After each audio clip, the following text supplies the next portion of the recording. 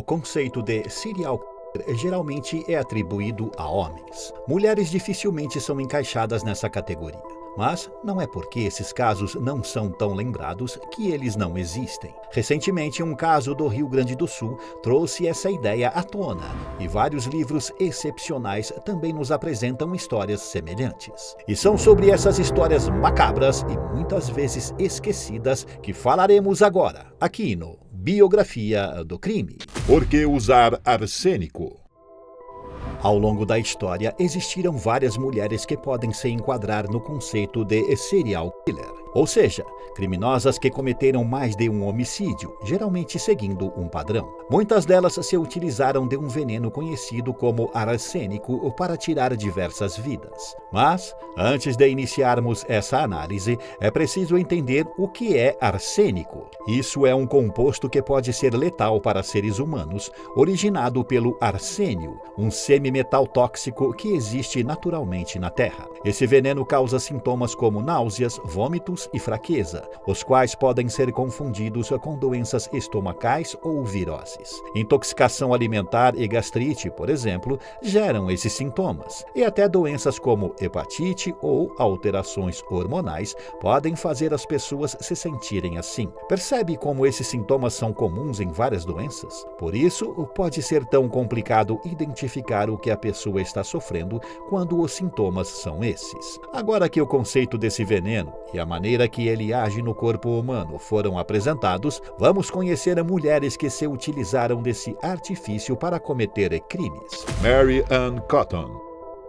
Jack, o Estripador, é um nome mundialmente conhecido. Ele foi um notório serial killer, mas a história dele não é o foco de hoje, já que, 2 décadas antes dele se tornar um dos homens mais temidos da Inglaterra, nascia em 1832, e no mesmo país, Mary Ann Cotton, uma mulher que chamava a atenção de todos por sua beleza. Mas o que as pessoas que a cercavam e admiravam não sabiam é que Mary se tornaria uma das mais notórias serial killers da história. Aos 8 anos de idade, Mary perdeu seu pai que trabalhava em uma mina. Essa não seria a única morte que aconteceria ao seu redor. Conforme ela crescia, todos achavam ela muito bonita, como dito anteriormente, e isso logo lhe rendeu um casamento. Ela selou a união com o trabalhador William Mowbray, e a partir desse matrimônio, várias mortes começaram. Mary e William se mudaram para Plymouth e tiveram 5 filhos, mas o pior aconteceu.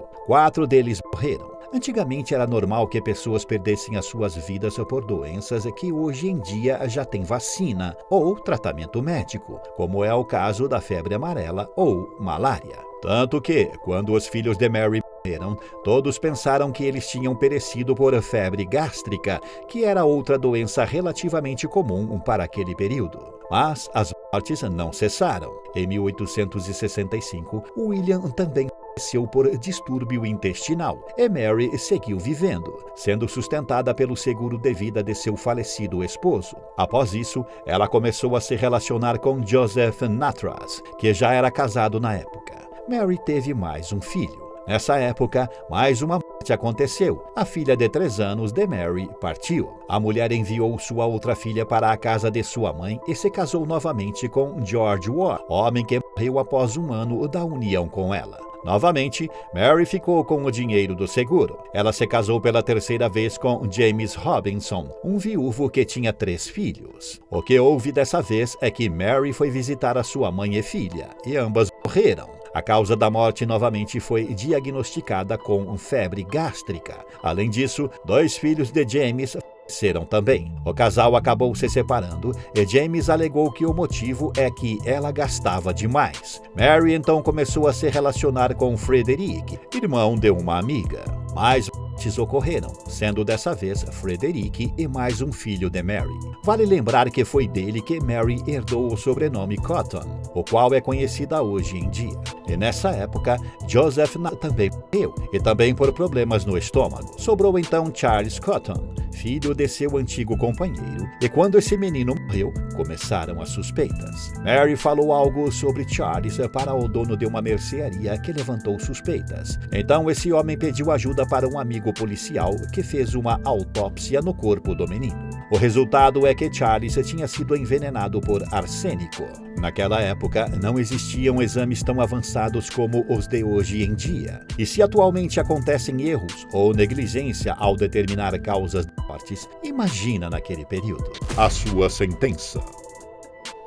Mary foi presa e enforcada em 1873 após tirar a vida de seu enteado com arsênico. Atualmente, há cópias de cartas dela exibidas no Beamit Museum. Mary teria preparado arsênico com chá e o bule no qual isso foi feito também foi exibido no mesmo museu da Inglaterra em 2016. O homem que doou o bule para o museu tinha esse artefato que ele herdou como herança de família. Ele nunca se sentiu confortável na presença dele e sua família o persuadiu a doá-lo para um museu na Inglaterra. Além do museu, a história da serial killer também é retratada de maneira excelente no livro Lady Killers, da Dark Side. Essa é uma história curiosa e é muito legal notar que uma editora brasileira fez esse excelente trabalho de trazer luz sobre todo esse caso. E se você está gostando desse vídeo, considere deixar um valeu demais. Aí na aba de comentário tem um símbolo, um coração com um cifrão dentro. Para fazer uma doação em dinheiro, basta clicar nessa opção e escolher um valor. A sua contribuição é extremamente importante para o andamento do canal. Tia Suzy. Agora vamos conhecer a história de uma mulher que, de maneira indireta, cometeu um verdadeiro massacre. Em 1929, em Erev, na Hungria, mais de 160 pessoas perderam suas vidas e todas essas mortes foram ligadas a uma mesma pessoa. Tia Suzy foi uma mulher que encabeçou o movimento de mulheres que usaram arsênico para eliminar maridos abusivos e parentes e filhos indesejados. No caso dela, o seu maior trunfo eram os seus contatos e a confiança depositada nela por todos. Susana Fazekas, conhecida como Tia Suzy, era a parteira e essa era uma profissão muito respeitada. O que acontece é que o acesso à saúde não era nada fácil no vilarejo. Às vezes os médicos podiam levar dias para chegar lá e as gestantes, obviamente, não podiam esperar tanto tempo.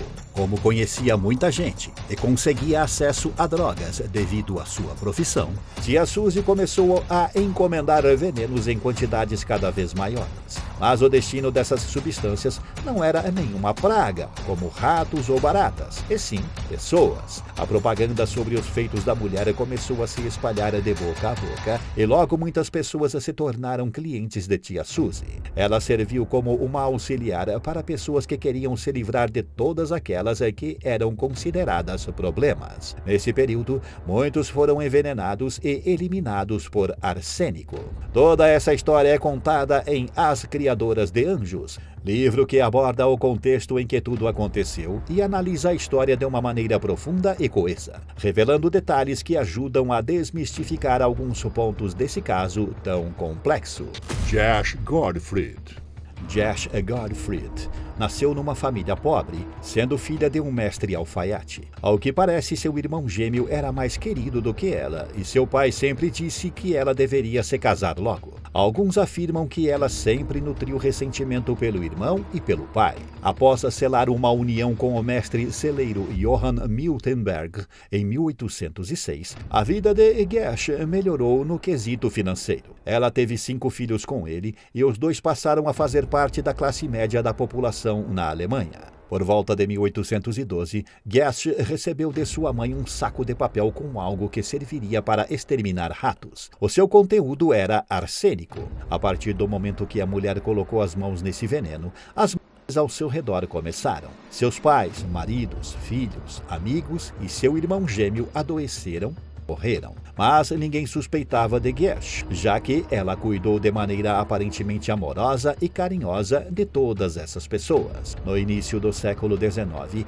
ela passou a cuidar de várias pessoas doentes, sendo praticamente uma enfermeira exemplar. E foi nessa época que recebeu o apelido de Anjo de Bremen. Ao olhar de quem estava de fora, Josh era uma boa mulher que teve a infelicidade de ver todos que amava partirem, vítimas de terríveis doenças. Não havia motivos para temê-la. Sendo assim, ela se casou novamente com um homem chamado Michael Godfried. Mas antes disso, tirou a vida de suas 2 filhas por vê-las como possíveis ameaças à sua nova união. Ninguém desconfiou que a própria mãe tivesse as duas, e o casamento aconteceu. Inclusive, foi desse homem que ela pegou o sobrenome.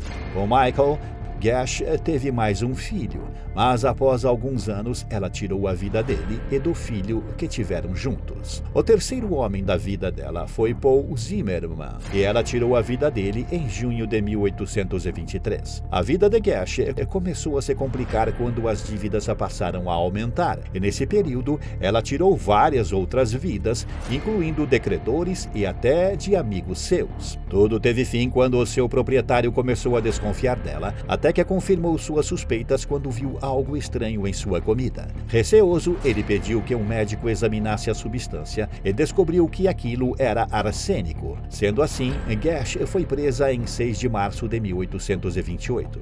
Gash nunca deixou claro os seus motivos para ter cometido os crimes, embora alguns acreditem que foi por causa do dinheiro e outros pensem que foi por algum transtorno mental. A verdadeira razão segue desconhecida. Ela ficou presa durante 3 anos antes de ser condenada à decapitação pública.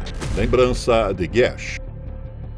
Existe em Bremen, cidade da Alemanha, uma praça que guarda um lembrete de Gash. Lá fica uma pedra para todas as pessoas que querem cuspir em razão dos atos cometidos pela mulher. Essa trama é mórbida, surpreendente, e existe um graphic novel que retrata, sob uma ótica muito interessante, a história dessa assassina que utilizou arsênico para envenenar suas vítimas. Com um tom mais fantasioso, mas sem deixar de lado a morbidez de toda essa situação, a graphic novel Veneno, O Anjo de Bremen, retrata a história de Gottfried, assassina que utilizou arsênico para envenenar suas vítimas, se baseando também em arquivos da época.